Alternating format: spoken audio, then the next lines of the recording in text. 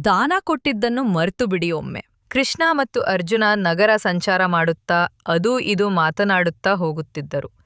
ಇದ್ದಕ್ಕಿದ್ದಂತೆ ಕೃಷ್ಣನಿಗೆ ಏನೋ ನೆನಪಾದವನಂತೆ, ಅರ್ಜುನ, ನೀನೇನೇ ಹೇಳು, ಕರ್ಣನಂತಹ ದಾನಿಗಳು ಯಾರೂ ಇಲ್ಲ ಅಲ್ವಾ ಎಂದು ಕೇಳಿದ.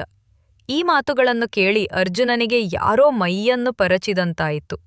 ಕೃಷ್ಣನು ಬೇಕೆಂದೇ ಕೆಣಕಿ ಹೇಳಿದ್ದು, ಅರ್ಜುನನಿಗೆ ಕರ್ಣನ ಹೆಸರು ಕೇಳಿದರೆ ಆಗದು.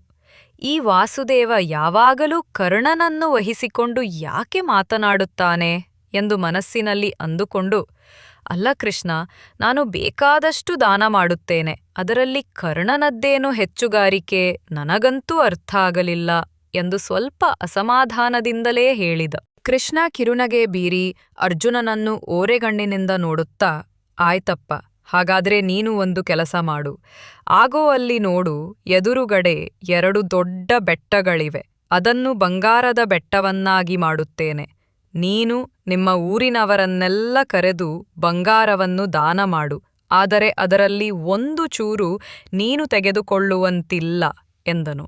ಅರ್ಜುನನು, ಆಯ್ತು ಕೃಷ್ಣ, ನೀನು ಹೇಳಿದ ಹಾಗೆ ಮಾಡುತ್ತೇನೆ ಎಂದು ತನ್ನ ಗ್ರಾಮಕ್ಕೆ ಹೋಗಿ, ಎಲ್ಲರೂ ಬನ್ನಿ, ನಾನು ಬಂಗಾರ ದಾನ ಮಾಡುತ್ತೇನೆ ಎಂದ.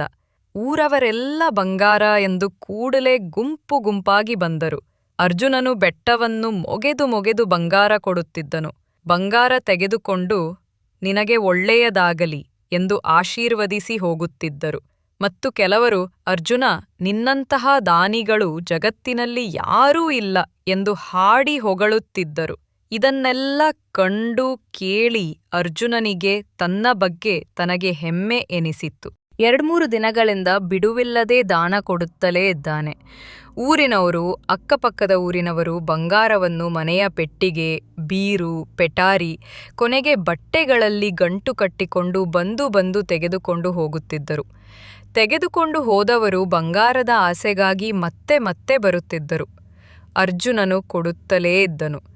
ಇಷ್ಟೆಲ್ಲ ಕೊಟ್ಟರೂ ಬೆಟ್ಟದ ಬಂಗಾರ ಒಂದು ಗುಲಗಂಜಿ ತೂಕದಷ್ಟು ಕಡಿಮೆಯಾಗಲಿಲ್ಲ.